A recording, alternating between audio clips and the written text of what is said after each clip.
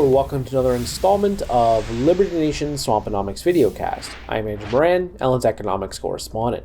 Each week, I dive into the morass of top economic news stories and fish out compelling narratives, or I retrieve fallacies that have been accepted as conventional wisdom by the swamp creatures for years.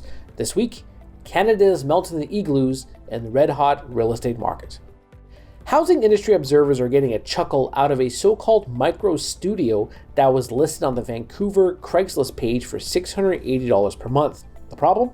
It was essentially a bathroom with a bed.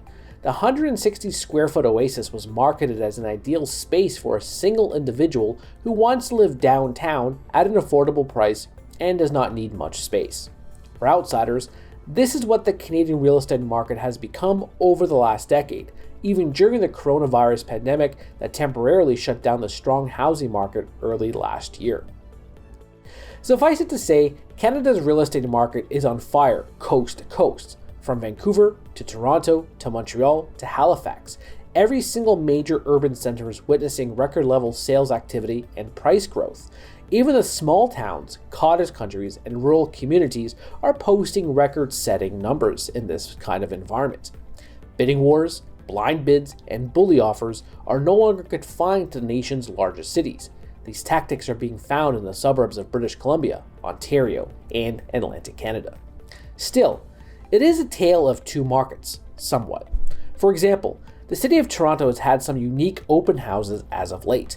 A patch of dirt was recently selling for $1 million, while a home that could not even be viewed because the odor was so rancid, a subfloor was missing, and a bedroom doorway had been taped off for safety concerns was selling for more than $500,000 loonies. Wow. Meanwhile, in a place like Prince Edward Island, people who had been living in the province all their lives are being forced to flee to other places because out-of-province buyers are jacking up the cost of real estate over there. The problem is that there is nowhere else to go in the Great White North to find cheaper homes. Everywhere is expensive. The chief challenge for the broader industry is simple: strengthening demand and falling supply.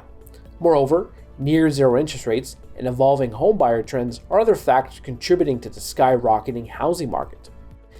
Federal regulators have tried to intervene in recent months.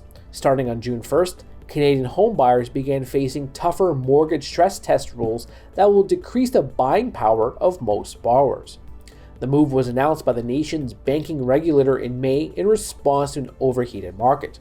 Will it be enough? Housing sales were already showing signs of cooling down, so who knows? But there is one victim in all of this: young first-time homebuyers who are being priced out of this hot market. Whether it is placing another barrier to entry with an increased mortgage stress test or sky-high valuations, young Canadians are becoming doubtful that they'll ever purchase a detached, semi-detached, townhome, or even condominium of their dreams. Consider this number, for example.